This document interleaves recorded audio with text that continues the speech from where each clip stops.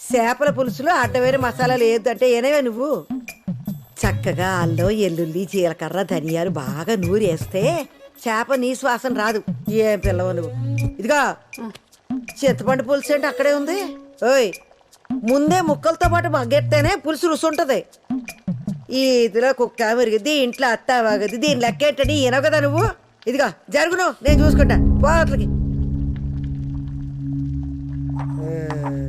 శుభ్రం లేదు, పాడు లేదు. హ?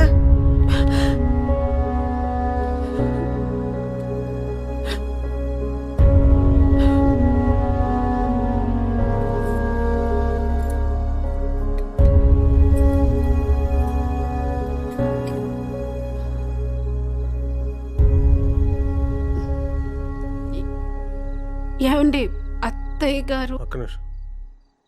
ఆ అమ్మకి ఈ ఏటీఎం కార్డు వచ్చింది,